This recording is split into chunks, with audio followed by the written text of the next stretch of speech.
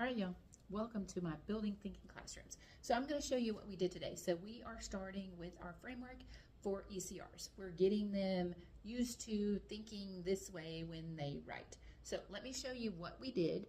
So I had them come to the boards, and so we today were working on breaking down the prompt, which they've already done. I don't have that because they had erased it. I had them go to the boards twice today, so they had to break down the prompt, and I'm going to show you the framework. They had to break down the prompt, and they had to do the controlling idea. So let's take a look at what we did. All right, so last week we used the HMH curriculum. You can use any curriculum that your district provides. Hopefully your district provides something. If not, you can use Common Lit for this.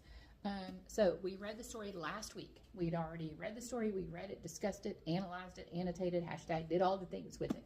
So we read this story about our bionic superhumans on the horizon. So we talked through it together last week. So now, today, this is what we're doing.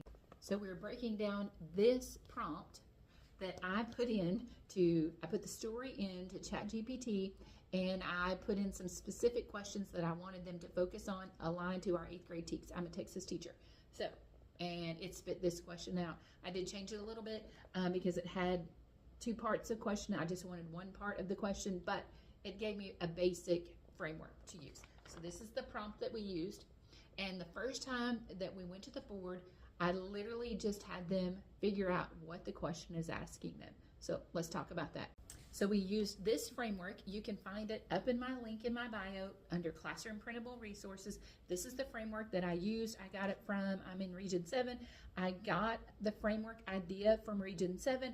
Then I did it to fit me a little bit better because they gave me a triangle and I wanted more room for the kids to write and I wanted some more things in it. So this was adapted from Region 8, from the triangle that they gave, Region 7, that they gave me.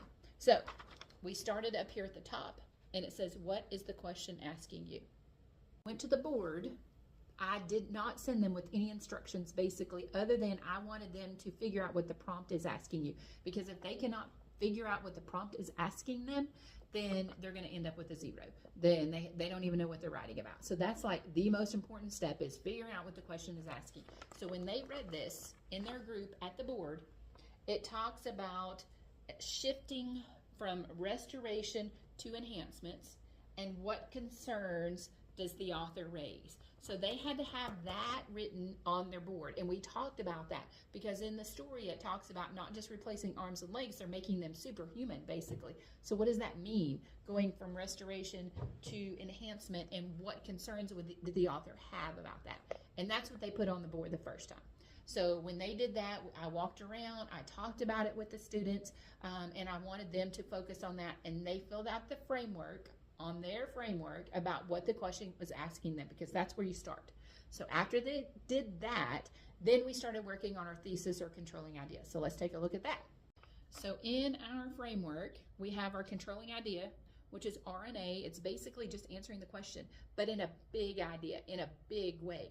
And so when they're doing this, I have them restate the question and then answer it, but they can't talk about specific examples. They have to think big and broad when they're talking about that. So we really focused on that today, which is just 1 sentence. So we did our prompt, and then we did this today at the board. And that's what I'm about to show you, what my students came up with for the controlling idea. So you can see, like I said, I'm 8th grade level, and some of them did great. And then we had to revise them after we went to the boards and we read all of them. So when they were writing their notes to Forgetful Selves, they had to think big, because some got very specific, some were way too vague, and I'm going to show you what they did. So this is what we were working on today. So this is a first attempt at a controlling idea. It says the author describes how advances in technology is shifting and concerns by making people superhuman. So that was a pretty good controlling idea, because then we're going to go in tomorrow in a little more detail. Let's take a look at another one. Okay, and as you can see, concerns that the author raises in advancement in technology are how far people will push the benefits of it, and concerns the author raises about the advancements and how far we can go with bionic technology. And this happened to be my winner. I liked it the best. The concerns the author raises about the advancements are Can these advancements improve people beyond human abilities? So I did pick that last group as my winner.